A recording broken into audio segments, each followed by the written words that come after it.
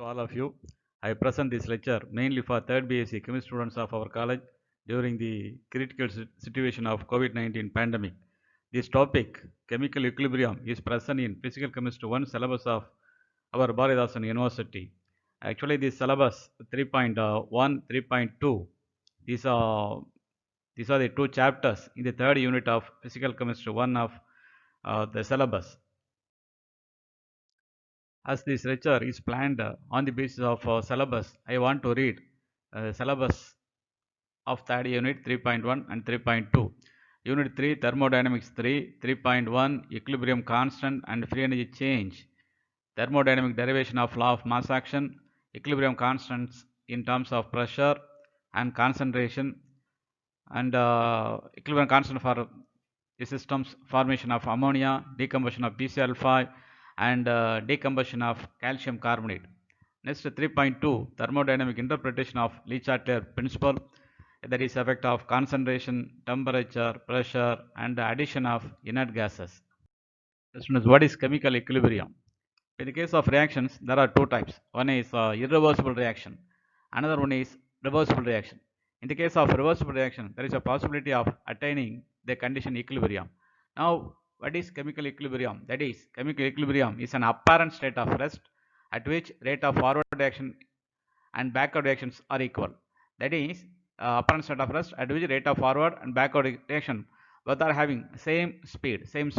For example, in the reactions AA plus BB, reversible or CC plus DD, here capital A, capital B are the reactants, and capital C and capital D are products, and small a and small b are the number of moles of reactants, and small c and small d are the number of moles of product. And at equilibrium, the rate of forward reaction is equal to rate of backward reaction. That is, at equilibrium, the concentration of the reactants and the products are constant. So after attaining equilibrium, there is no reaction. That is, the concentration of all the species are constants. In the case of equilibrium reaction, there are two types. One is homogeneous equilibrium, another one is heterogeneous equilibrium. Homogeneous equilibrium means that is the equilibrium in which the both reactants and products, all species, are in the same phase, are in one phase. For example, in the case of decomposition of N2O4, here both are having in gas phase. And similarly, in the case of formation of ammonia, all the species, nitrogen, hydrogen, ammonia, are all are in gas phase. That is, all the phases are single phase, one phase. Then we say that equilibrium is called as homogeneous equilibrium. Here in all these examples, all are in gas phase. Another type is heterogeneous equilibrium. In heterogeneous equilibrium, the reacting species, that is reactants and products are in different phase, are not in one phase.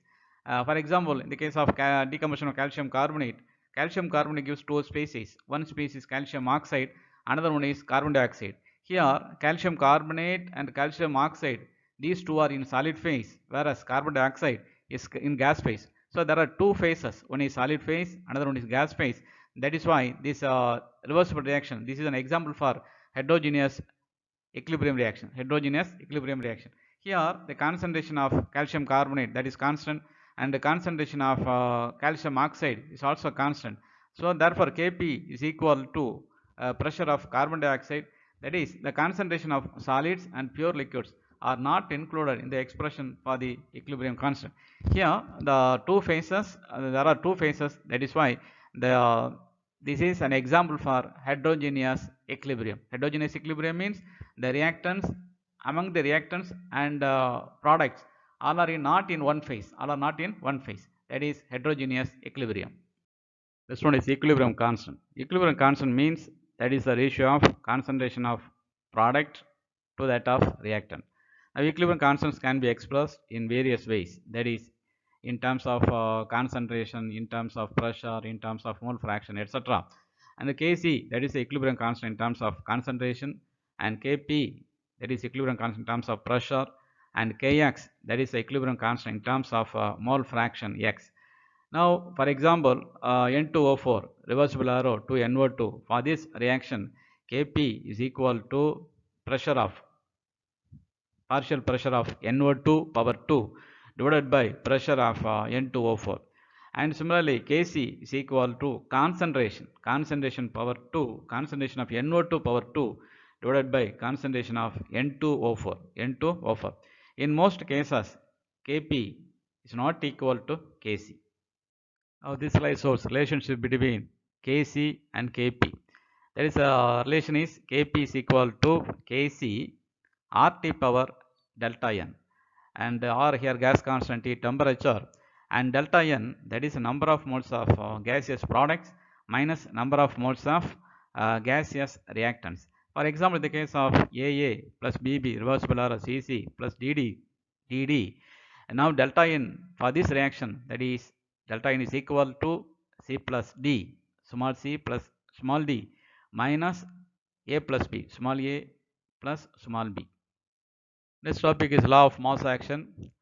For a reversible reaction at equilibrium and at constant temperature, the ratio of concentration of products to that of reactants has a constant value. That value is K, that is equilibrium constant. For example, for general reaction AA plus BB reversible arrow CC plus DDD, for this reaction, equilibrium constant K is equal to concentration of C power small c, concentration of D power small d divided by concentration of A power small a, and concentration of B power small b. For example, in the case of N2O4, the Kp expression, Kp equation is given and Kc equation is given. All these are discussed in the previous slides. The next topic, thermodynamic derivation of law of mass action. So law of thermodynamic derivation means using an equation from thermodynamics. The statement is derived, that is called thermodynamic derivation of law of mass action. Now consider a reversible reaction AA plus BB reversible or CC plus DD. Now consider a thermodynamic property, free energy, which is an extensive property, depends on temperature and pressure and number of moles of constituents. Now free energy change of above reaction, that is delta G is equal to free energy of products minus free energy of reactants. Now here there are four components A, B, C, D. So free energy is given in terms of partial molar free energy, that is called chemical potential mu. That is delta G is equal to chemical potential of products minus chemical potential of reactants. That is delta G is equal to C mu C plus D mu D, that is chemical free energy, chemical potential of products, minus A mu A plus B mu B, that is chemical potential of reactants. That is delta G is equal to chemical potential of products minus chemical potential of reactants. Let this equation be 1. But this mu, chemical potential, is related to activity by the equation, that is mu is equal to mu 0 minus RT ln A. Here this is the equation from thermodynamics, and mu is the chemical potential of the component, and mu 0, that is standard condition, chemical potential standard condition, and minus RT, R gas constant, T temperature, and A is the activity. So for a component A, this equation becomes mu A is equal to mu 0 A plus RT ln AA. For component B, mu B is equal to mu 0 B plus RT ln AB. And for component C, mu C is equal to mu 0 C plus RT ln AC. And for component D, mu D is equal to mu 0 D plus RT ln AD. Here small a, that is all are activities. AA means activity of A, AB means activity of B, AC means activity of C, and AD means activity of D.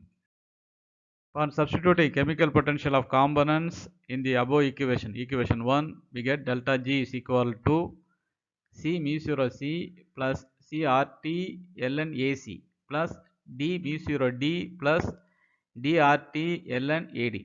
These are the chemical potential of products. Minus A mu 0 A plus ART ln A plus B mu 0 B plus BRT ln AB. These are the chemical potential of reactants. So now this equation becomes, by taking mu 0 first, that is C mu 0 C plus D mu 0 D minus A mu 0 A plus B mu 0 B and plus the remaining terms. So the first mu 0 values are taken as, that is delta G0 plus the remaining terms, that is CRT ln AC plus DRT ln AD minus ART ln AA plus BRT ln AB.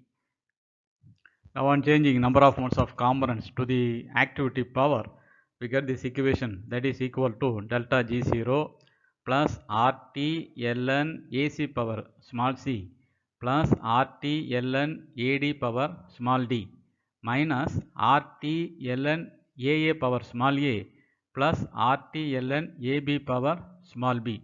Now that equation can be written as delta G is equal to delta G0 plus RT ln AC power C AD power D divided by AA power A AB power B. That is by simply ln A plus ln B is equal to ln AB and ln A minus ln B, that is ln A by B. That is all the terms have RT as common and all are logarithm functions. So this equation is obtained on the concept ln A plus ln B is equal to ln AB ln A by ln A minus ln B, that is equal to ln A by B. So on that sense the equation is derived, that is delta G is equal to delta G0 plus RT, that is common, ln AC power small c AD power small d divided by AA power small a AB power small b. At constant temperature and at equilibrium, the delta G0 value is equal to 0 and the delta G0, that value is also a constant. So R is a constant and at a given temperature, so temperature is constant. So the term in the square bracket is also a constant, that is AC power small c AD power small d divided by AA power small a AB power small b, that is a constant, that constant is called as equilibrium constant, that is law of mass action. Thus thermodynamically the law of mass action is derived. So by taking an equation from thermodynamics, this final equation is derived, that is called law of mass action. The next one is KPKC expression for dissociation of PCl5. Now consider reaction dissociation PCl5, which is dissociated into PCl3 and Cl2, that is PCl5 reversible arrow PCl3 plus Cl2, all are in gas phase. Now let 1 mole of PCl5 is present in a container of volume milliliters and X be the fraction of this 1 mole which is dissociated into PCl3 and Cl2 at equilibrium. That is, initial number of moles of PCl5 is 1 and that of PCl3 is 0 and that of Cl2 is 0. At equilibrium, number of moles of PCl5, that is 1 minus X and PCl3X and Cl2X. And in terms of concentration, equilibrium concentration of PCl5 is 1 minus X by V, that is number of moles divided by volume, that is the concentration. So equilibrium concentration of PCl5 1 minus X by V and that of PCl3 X by V and that of Cl2 X by V. On substituting this equilibrium concentration in Kc equation, Kc is equal to concentration of PCl3 into concentration of Cl2 divided by PCl5, concentration of PCl5, that is equal to X by V into X by V divided by 1 minus X by V. And by cancelling volume from numerator and denominator, we get the equation Kc is equal to X square by 1 minus X into V. That is the Kc expression for the dissociation of PCl5. Next one is Kp derivation. So at equilibrium number of moles of PCl5 is 1 minus X and that of PCl3X and that of Cl2 is X. So total number of moles at equilibrium, that is 1 minus X plus X plus X. By cancelling minus X plus X, we get the answer, that is equal to 1 plus X. Now there is a relation between partial pressure and total pressure. Now partial pressure is equal to mole fraction into total pressure, but mole fraction is equal to number of moles divided by total number of moles. Therefore, partial pressure of PCl3 that is equal to number of moles X divided by total number of moles 1 plus X, and in the numerator total pressure, that is capital P. Similarly, in the case of partial pressure of Cl2, that is X by 1 plus X into P. And in the case of PCl5, partial pressure is equal to 1 minus X divided by total pressure 1 plus X into P in the numerator.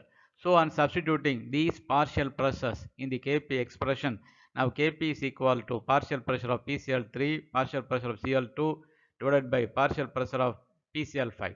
So that is equal to X by 1 plus X into X by 1 plus X P into P. So divided by 1 minus X divided by 1 plus X into P. So by cancelling one pressure term, P term, we get the, and another cancelling 1 plus X from numerator and denominator, we get X square P divided by 1 plus X into 1 minus X, that is the answer is 1 minus X square. Therefore, the Kp expression becomes Kp is equal to X square P divided by 1 minus X square. This is the Kp expression for the dissociation of PCl5. Next one is the effect of pressure on this reversible reaction. That is PCl5, reversible arrow, PCl3 plus Cl2. Now for this reversible reaction, Kp is equal to X square P divided by 1 minus X square. So using this equation, we can explain the effect of pressure on this equilibrium. So on increasing pressure, the numerator of on the right hand side, the value is increased, numerator value is increased. So in order to maintain Kp as constant, the denominator value should also be increased. So to increase the denominator, X value, the value of X should be decreased. So X is a fraction of 1 mole, which is decomposed to product. So decrease of X means which favors backward reaction. So that means increase of pressure favors backward reaction. Next one is Kp expression for the synthesis of ammonia, for the formation of ammonia from nitrogen and hydrogen. Now let us consider the formation of ammonia in which A moles of nitrogen and B moles of hydrogen, these are allowed to react in a container of volume, total volume B liters. Now let X be the moles of nitrogen react with 3x moles of hydrogen to give 2x moles of ammonia. The reaction is N2 plus 3H2 reversible arrow to NH3. So the initial number of moles is A for nitrogen, B for hydrogen, and for ammonia there is no ammonia, there is 0 mole. And the number of moles reacted is X, that is for nitrogen, and 3x moles for hydrogen. That is X moles of nitrogen combines with 3x moles of 3x moles of hydrogen. So a number of moles at equilibrium. At equilibrium, that is A minus X, that is a number of moles of nitrogen at equilibrium, and B minus 3x, that is a number of moles of hydrogen at equilibrium, and 2x is the number of moles of ammonia at equilibrium. So on changing, on dividing this number of moles divided by volume, we get the concentration. So molar concentration at equilibrium, that is given by A minus X by V for nitrogen, and B minus 3x by V for hydrogen, and 2x by V, that is for ammonia. So on applying law of mass action, now Kc is equal to NH concentration of NH3 power 2 divided by concentration of N2 into concentration of H2 power 3. So on simply substituting equilibrium concentration and this equation, and by simplifying the equation, we get the expression for Kc, that is equal to Kc is equal to 4x square B square divided by A minus X and B minus 3x power 3. This is the expression for Kc for the formation of ammonia. And for getting the expression for Kp, we take the relation Kp is equal to Kc RT power delta N. Now delta N, that is the number of moles of products minus number of moles of reactants. Here delta N, that is equal to 2 moles of ammonia. So 2 minus 1 minus 3. 1 is the number of moles of nitrogen and 3 is the number of moles of hydrogen. So delta N value, that is equal to 2. That is delta N is equal to 2 minus 1 minus 3, that is equal to minus 2. Delta N is equal to minus 2. So on simply substituting Kc value in this equation and delta n value minus 2, we get the equation 4x square divided by a minus x into b minus 3x power 3 p power 2. This is the Kp expression for the formation of ammonia. This one is effect of pressure on this equilibrium. Equilibrium reaction N2 plus 3H2 reversible error 2NH3. For this equilibrium constant Kp is equal to 4x square divided by a minus x, b minus 3x whole cube and p square. Now if x is small, x value is small, then we can neglect the term x and 3x in compared with a and b. So the equation becomes Kp is equal to 4x square divided by a neglecting minus x and b neglecting minus 3x. So b power 3 p square. So that is equal to 4x square is equal to Kp a b power 3 p square. So here a and b and Kp these are constants, and so x is directly proportional to p. That is, increase of pressure increases the value of x, that is increase of pressure favors forward reaction. Next one is decomposition of calcium carbonate. So calcium carbonate, it is an example for heterogeneous equilibrium, and the reaction is calcium carbonate solid reversible error calcium oxide solid plus CO2 gas. Here calcium carbonate and calcium oxide both are in solid state. So the equilibrium constant in terms of activity, that is given by equilibrium constant is equal to activity of calcium oxide product, that is activity of carbon dioxide divided by activity of calcium carbonate. But in the case of solid, the activity of solid is equal to 1, that is activity of calcium carbonate, that is 1, activity of calcium oxide, that is 1, and by simply substituting the equilibrium constant K is equal to activity of carbon dioxide in terms of pressure, that is Kp is equal to partial pressure of CO2. Here the only component CO2 is present, that is pressure of CO2. That is, at a given temperature, the pressure of CO2 is a constant. It's a constant at equilibrium, whatever the amount of substance of calcium carbonate taken.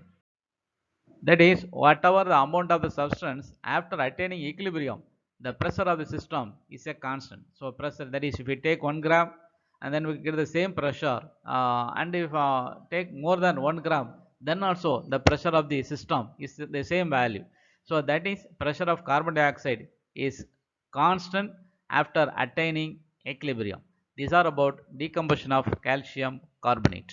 Next topic is Châtlier principle. It is an important principle. This question, the principle is frequently asked in the university examination. So Châtlier principle, what is the principle? If an equilibrium is subjected to a stress, stress means, that is, it may be increase of pressure or temperature or concentration. That is, if an equilibrium is subjected to a stress, the system adjusts in such a way that to reduce the stress and the system reaches a new equilibrium position. So the stress is increase of pressure or temperature or concentration of reactants or products. That is called Châtlier principle. That is, principle is, if an equilibrium is subjected to a stress, the system adjusts in such a way that to reduce the stress. Changes in concentration, that is the effect of concentration on equilibrium. So increase in concentration of reactant causes the equilibrium to shift to right, that is forward reaction. Increase in concentration of products causes the equilibrium to shift to the left, that is backward reaction. That is, increase of concentration of reactant favors forward reaction, and increase in concentration of product favors backward reaction. Now effect of temperature on equilibrium. Now consider this reaction N2O4 reversible error to NO2. Now this reaction is endothermic. That is, during the course of the reaction, heat is absorbed. That is, the forward reaction absorbs heat. That is, so increase of temperature on this equilibrium favors forward reaction. In the case of exothermic reaction, increase of temperature favors backward reaction. For example, N2 plus 3H2 reversible error to NH3. This is an exothermic reaction. In this reaction, increase of temperature favors backward reaction. It's the effect of pressure on equilibrium. If delta n, what is delta n? That is number of moles of products minus number of moles of reactants. If the delta n value is negative, then increase of pressure favors forward reaction. That is, for example, N2 plus 3H2 reversible error 2NH3. For this reaction, delta n is equal to 2 minus 4, that is equal to minus 2. So for this equilibrium reaction, increase of pressure favors forward action. But if delta n value is positive, then increase of pressure favors backward reaction. The effect of a catalyst on equilibrium reaction. Catalyst has no effect because it suppose if the catalyst is positive catalyst, then it increases rate of both forward reaction and backward reaction. That is, if the catalyst is negative catalyst, then it decreases the rate of both forward and backward reaction. So catalyst no effect on the equilibrium. Our thermodynamic interpretation of Châtlier principle. Here, epsilon, there is a term, that is degree of advancement of reaction. If it is positive, then it favors forward. If it is negative, then it favors backward reaction. So then the d epsilon with respect to temperature, d epsilon, that is variation of epsilon with the temperature, that is given by dou epsilon by dou T at constant pressure, that is equal to delta H divided by T into G double prime. Now G double prime is a constant value, that is a positive value. In the case of exothermic reaction, delta H is negative, so the equation becomes a negative value, because if delta H is negative and substituting delta H value as negative, we get the dou epsilon by dou T at constant pressure, that is negative. So increase of temperature favors backward reaction. So that is in the case of formation of ammonia, this reaction is exothermic reaction. For this reaction, delta H is negative, so increase of temperature favors backward reaction. But in the case of endothermic reaction, delta H is positive, so on substituting positive value in the above equation, we get the variation of epsilon with temperature at constant pressure, that is positive. So increase of temperature favors forward reaction. For example, N2O4 reversible error 2NO2. For this reaction, increase of temperature favors forward reaction. Effect of pressure, dou epsilon by dou P at constant temperature, that is equal to minus delta V divided by G double prime. So delta V, that is volume of gaseous products minus volume of gaseous reactants, that is volume of products minus volume of reactants, and G double prime is a constant that is positive. If delta V is negative, dou epsilon by dou P at constant temperature, the right hand side is also positive. Because delta V negative, there is another negative there. So negative into negative, positive. So dou epsilon by dou P at constant temperature, that is positive. If dou epsilon by dou P at constant temperature, if it is positive, then increase of pressure favors forward reaction. For example, in the case of N2 plus 3H2 reversible error to NH3, in this reaction delta V is negative, because volume of ammonia is less than volume of nitrogen and hydrogen. So delta V is negative, so increase of pressure favors forward reaction. But if delta V is positive, dou epsilon by dou P at constant temperature, that is equal to negative. There is a negative is already there. So positive into negative, that is negative. So increase of pressure favors backward reaction. So dou epsilon by dou P at constant temperature, if the value is negative, then increase of pressure favors backward reaction. For example, this reaction N2O4 reversible error 2NO2. Here delta V is positive. That means volume of NO2 is greater than volume of N2O4, and therefore delta V is positive. So increase of pressure on this equilibrium favors backward reaction. Significance of Châtlier principle. Now what is the use of this principle? So this principle predicts the condition for maximum yield of products. For example, in the case of manufacture of ammonia, The conditions high pressure and low temperature favors forward action. That is, these two conditions favors high yield of ammonia. So for getting high yield, the condition of the reaction should be high pressure and a low temperature. So high pressure and an optimum temperature is applied for getting maximum yield of greater yield of ammonia. With this, I want to conclude my lecture, and this presentation covers major portion of the topic 3.1 and 3.2 of Physical Chemistry 1 of Bhadas University syllabus for UG students.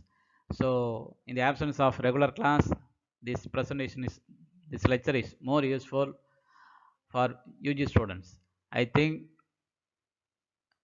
it is very useful. I wish all the students all success. I express my sincere thanks to all viewers, and also I want to get positive and negative comments from viewers. That makes me the future lecture in a better way. Once again, I thank one and all. Thank you.